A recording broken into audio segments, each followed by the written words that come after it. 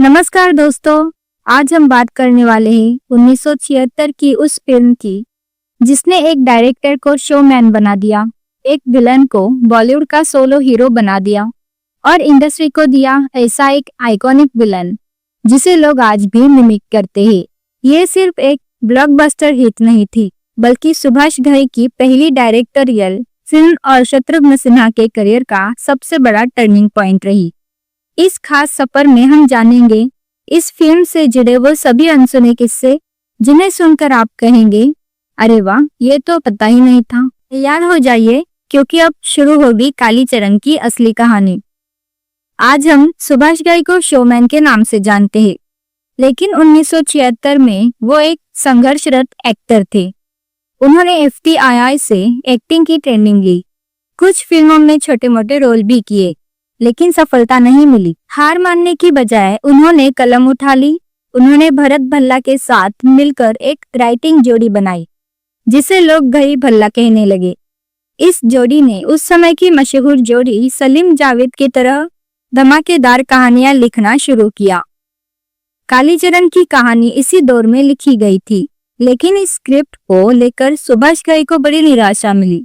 उन्होंने यश चोपड़ा और प्रकाश मेहरा जैसी कई बड़े प्रोड्यूसर्स और डायरेक्टर से मुलाकात की, लेकिन सबने इस स्क्रिप्ट को सिरे से नकार दिया। किसी को ये कहानी दमदार नहीं लगी, तो किसी को लगा इसमें बड़े स्टार्स की जरूरत होगी। लेकिन सुभाष घई ने हार नहीं मानी। वो फिल्म के निर्माता NN सिप्पी के पास पहुंचे। सिप्पी साहब को घई के कहानी कहने का अंदाज इतना पसंद आया और उन्हें स्क्रिप्ट में इतनी जान लगी कि उन्होंने सिर्फ फिल्म प्रोड्यूस करने का ही नहीं, बल्कि सुभाष घई को खुद निर्देशन करने का भी मौका दिया। ये एक निर्देशक के रूप में सुभाष घई की पहली फिल्म थी और यहीं से एक शोमैन का उदय हुआ। कालीचरण की कहानी दमदार थी, लेकिन सवाल था हीरो कौन होगा। सुभाष घई ने मुख्य नायक इंस्पेक्टर प्रभाकर कालीचरण के लिए सबसे पहले सुपरस्टार राजेश खन्ना की कल्पना की, लेकिन काका अपनी अन्य फिल्मों में इतने व्यस्त थे कि बात नहीं बन पाई। ये रोल इसके बाद सुनील दत्त और फिर फिरोज खान को भी ऑफर हुआ, लेकिन किन्हीं कारणों से उन्होंने भी फिल्म को मना कर दिया। जब कोई बड़ा स्टार नहीं मिला, तो सुभाष घई ने अपने FTII जूनियर शत्रुघ्न सिन्हा का नाम सुझाया। निर्माता NN सिप्पी इस नाम पर सहमत नहीं थे, क्योंकि तब तक शत्रुघ्न सिन्हा का नाम बॉलीवुड में विलेन या साइड रोल तक ही सीमित था।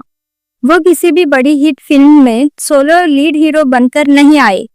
लेकिन सुभाष घई ने तर्क दिया कि उन्हें सिर्फ एक स्टार नहीं, बल्कि एक्टर चाहिए जो इस किरदार के लिए एकदम सटीक हो। उन दिनों शत्रुघ्न सिन्हा की व्यस्तता ऐसी थी कि वो एक दिन में 3-3 शिफ्ट में काम करते। घई और भरत भल्ला रात 3 बजे उन्हें कहानी सुनाने पहुंचे, लेकिन दिन भर के थके हारे शत्रु साहब कहानी सुनते सुनते ही सो गए। शत्रुघ्न सिन्हा का मन था कि वो ये फिल्म न करे, लेकिन सुभाष घई की दोस्ती और NN सिप्पी के इंडस्ट्री में रुतबे के चलते उन्हें ये फिल्म करनी पड़ी। इस फिल्म में शत्रुघ्न सिन्हा ने इंस्पेक्टर प्रभाकर और अपराधी कालीचरण का डबल रोल निभाया था। उनके एंग्री यंग मैन, रोबो और गोली जैसे उपनामों को सूट करने वाला अंदाज जनता को खूब पसंद आया। ये कहानी उनकी भविष्यवाणी को सही साबित करने वाली थी। कालीचरण ने शत्रुघ्न सिन्हा को बतौर सोलो हीरो स्थापित कर दिया। फिल्म की कहानी दमदार थी, जो अच्छे और बुरे के बीच की लड़ाई पर आधारित थी। ईमानदार पुलिस इंस्पेक्टर प्रभाकर श्रीवास्तव, जो शहर के सबसे बड़े अपराधी लायन यानी सेठ दीनदयाल अजीत के पीछे पड़ता है। लायन एक सभ्य अमीर आदमी का मुखौटा पहनकर कालाबाजारी और तस्करी करता है। प्रभाकर उसकी सच्चाई जानने वाला होता है, लेकिन लायन उसे मार डालता है। यहीं पर एंट्री होती है कालीचरण की। वो एक खूंखार कैदी है जो अपनी बहन के रेप का बदला लेने के लिए जेल में है। प्रभाकर के दोस्त IG खन्ना को पता चलता है कि कालीचरण हुबहू प्रभाकर जैसा दिखता है। बस यही से कहानी में आता है सबसे बड़ा ट्विस्ट। कालीचरण प्रभाकर की जगह लेता है। वो धीरे धीरे इंस्पेक्टर प्रभाकर की जिंदगी, उसके बच्चों और उसकी प्रेमिका सपना का दिल जीतता है और लायन को कानून के शिकंजे में लाने का मिशन शुरू करता है।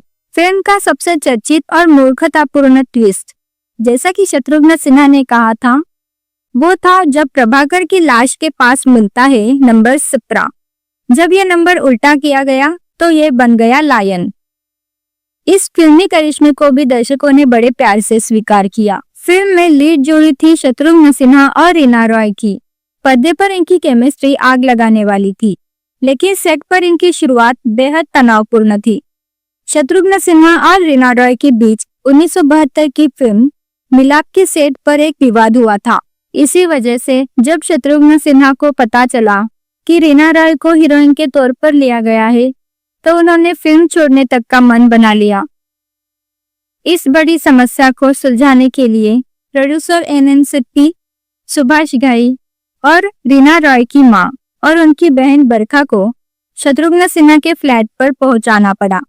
काफी मेहनत के बाद शत्रुघ्न सिन्हा इस शर्त पर माने कि वो सिर्फ एक प्रोफेशनल के तौर पर काम करेंगे। लेकिन कहते हैं ना, सिनेमा में कब क्या हो जाए।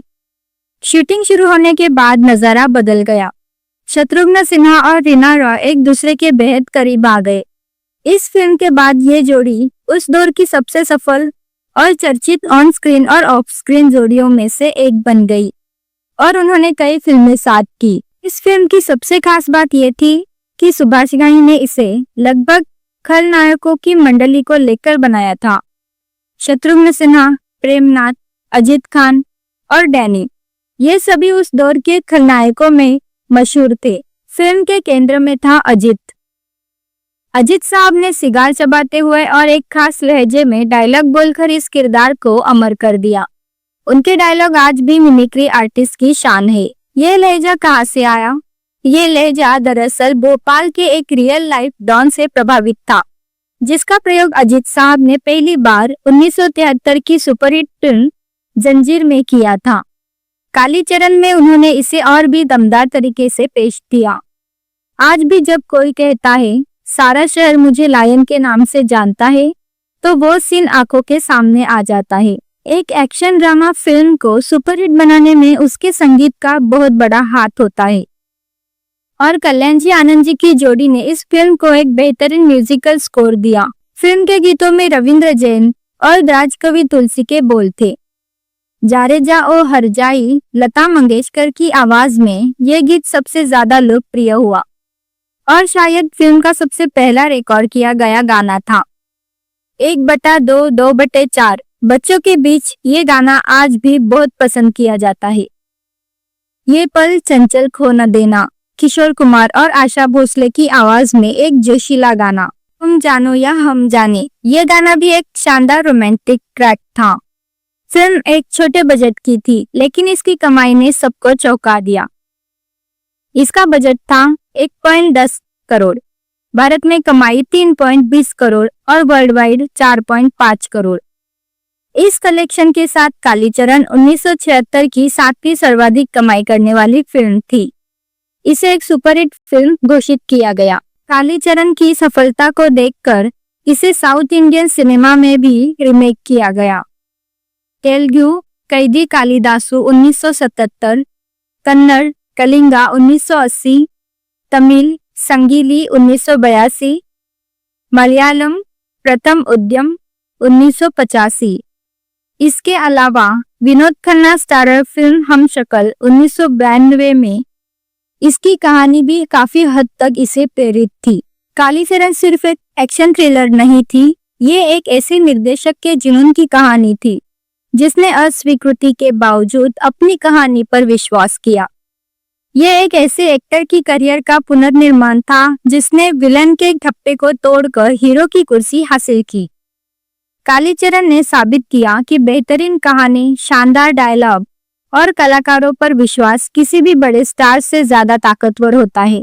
अगर आपने ये फिल्म नहीं देखी है तो एक बार जरूर देखिएगा, और अगर आप 70 के दशक के फैन हैं तो आपको ये फिल्म फिर से देखनी चाहिए। आपको कालीचरण का कौन सा सीन या डायलॉग सबसे ज्यादा पसंद है, हमें कमेंट्स में जरूर बताइए। वीडियो को लाइक करें, शेयर करें और इस तरह के और वीडियो देखने के लिए हमारे चैनल को सब्सक्राइब करें। मिलते हैं अगले वीडियो में। नमस्ते।